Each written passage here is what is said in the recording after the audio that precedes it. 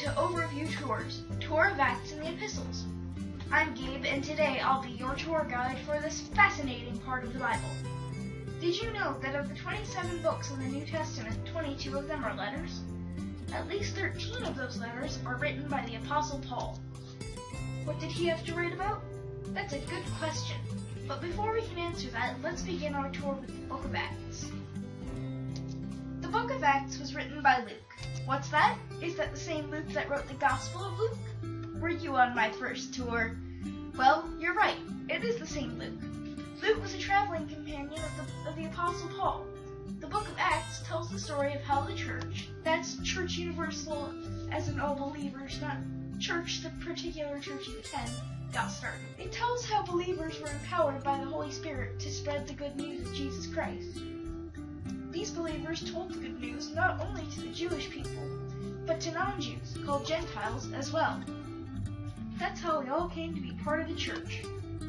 It also shows how Christianity is rooted in God's promises, the ones God gave from the beginning of time, recorded in the Old Testament.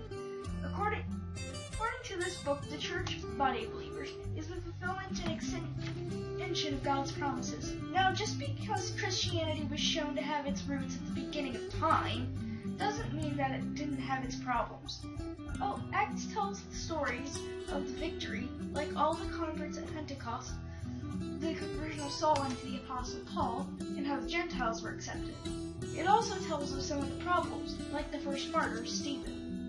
There were also other problems that had to be solved. That's where the letters come in. If you look to your left, we come to the epistles. Epistles are letters. Most of these letters were written to churches. Some of them were written to people. Most of the letters were written by Paul. Other writers were Peter, John, James, and Jude, the brother of James and Jesus. Some of the letters are quite lengthy, like Romans and the letters to the Corinthians.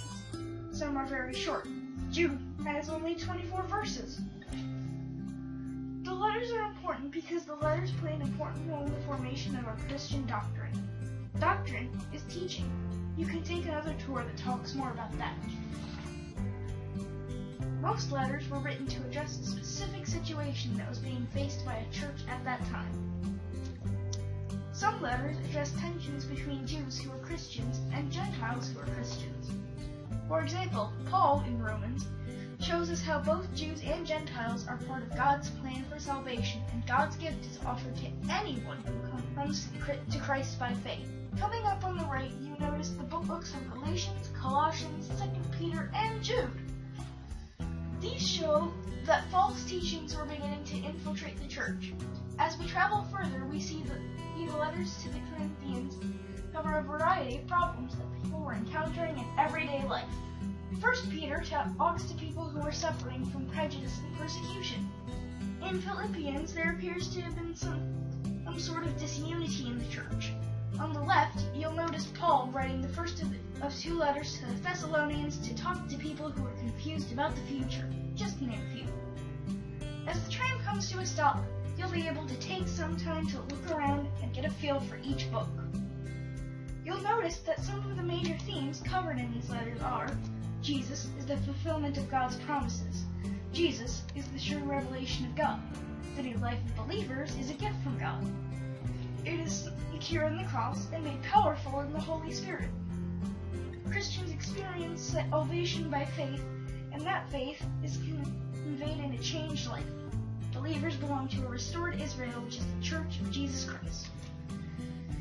The church still has to function in a sinful world. While we live in this world, believers will suffer, but they can look forward to when Jesus comes again. And finally, false teachings can undermine the gospel, so beware of them. The issues addressed in these letters are still around today, and the advice the writers give is just as valuable today. If you are looking for answers about living a Christian life and what it means, you will want to look in the epistles. Oh my, look at the time. This concludes our tour. We know you have a choice when you're learning about the Bible, and we're glad you chose to take our tour today. Thank you, and please join us for another one of our overview tours.